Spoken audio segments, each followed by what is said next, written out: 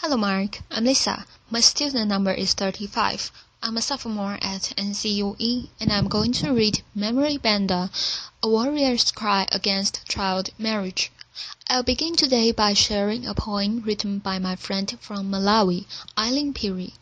Eileen is only 13 years old, but when we were going through the collection of poetry that we wrote, I found her poem so interesting, so motivating, so I'll read it to you.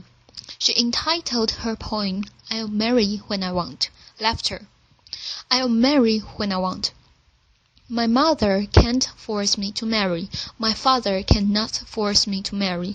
My uncle, my aunt, my brother or sister cannot force me to marry.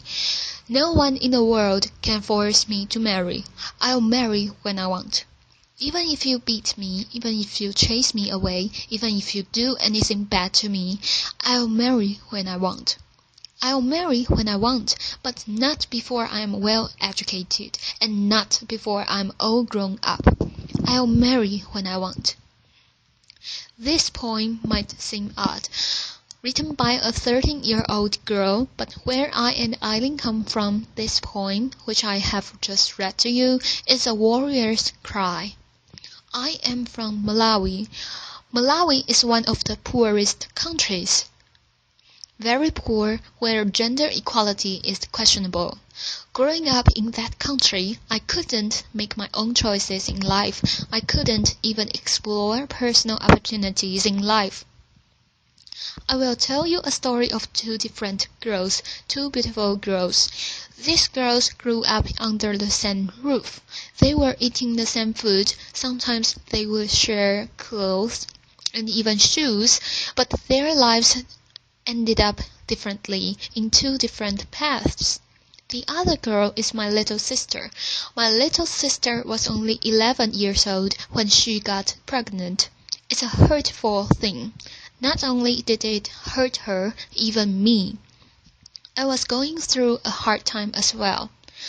As it is in my culture, once you reach puberty stage, you are supposed to go to initiation camps.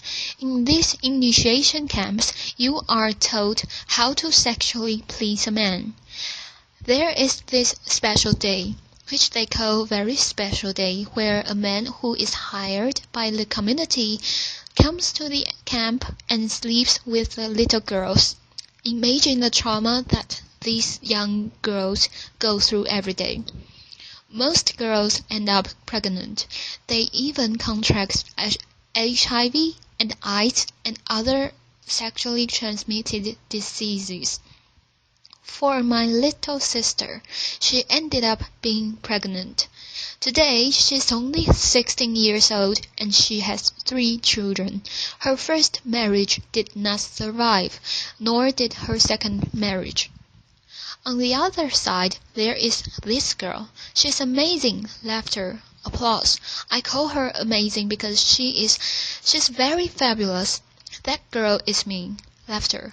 When I was 13 years old, I was told, you are grown up. You have now reached of age. You are supposed to go to the initiation camp. I was like, what? I'm not going to go to the initiation camps. You know what the women said to me? You are a stupid girl, stubborn. You do not respect the traditions of our society, of our community. I said no because I knew where I was going. I knew what I wanted in life. I had a lot of dreams as a young girl. I wanted to get well educated, to find a decent job in the future. I was imagining myself as a lawyer, seated on that big chair. Those were the imaginations that were going through my mind every day, and I knew that one day I would contribute something, a little something to my community.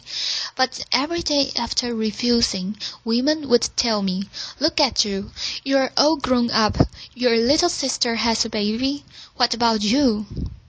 That was the music that I was hearing every day, and that is the music that girls hear every day when they don't do something that the community needs them to do. When I compared the two stories between me and my sister, I said, why can't I do something? Why can't I change something that has happened for a long time in our community?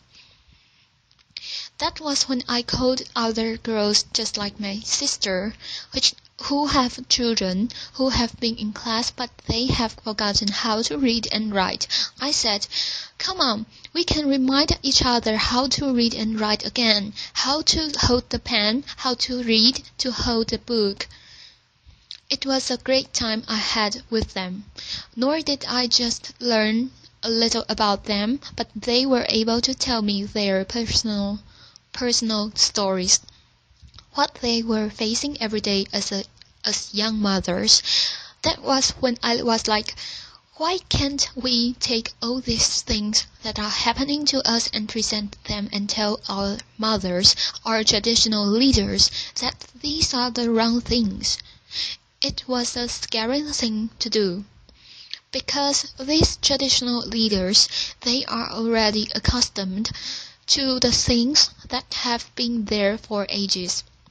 A hard thing to change, but a good thing to try. So we tried. It was very hard, but we pushed. And I'm here to say that in my community, it was the first community after girls pushed so hard to our traditional leader, and our leader stood up for us and said no girl has to be married before the age of 18. Applause. In my community, that was the first time a community they had to call the bylaws, the first bylaw that protected girls in our community. We did not stop there. We forged ahead. We were determined to fight for girls, not just in my community, but even in other communities. When the child marriage bill was being presented in February, we were there at the Parliament House. Every day when the members of Parliament were entering, we were telling them, would you please support the bill? And we don't have much technology like here, but we have our small phones. So we said, why can't we get their numbers and text them? So we did that. It was a good thing. Applause. So when the bill passed, we texted them back, thank you for supporting the bill. Laughter. And when the bill was signed by the president, making it into law, it was applause. Now in Malawi, 18 is the legal marriage age, from 15 to 18. Applause. It's a good thing to know that the bill passed, but let me tell you this. There are countries where 18 is the legal marriage age, but don't we hear cries of women and girls every day? Every day, girls' lives are being wasted away. This is high time for leaders to honor their commitment. In honoring this commitment, it means keeping girls' issues at heart every time. We don't have to be subjected a second, but they have to know that women, as we are in this room, we are not just women, we are not just girls. We are extraordinary. We can do more. And another thing for Malawi, and not just Malawi but other countries. The laws which are there, you know how a law is not a law until it is enforced.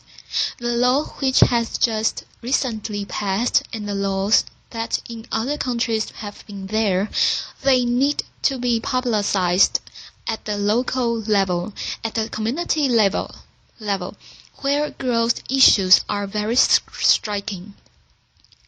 Girls face issues, difficult issues, at the community level every day. So if these young girls know that there are laws that protect them, they will be able to stand up and defend themselves because they will know that there is a law that protects them.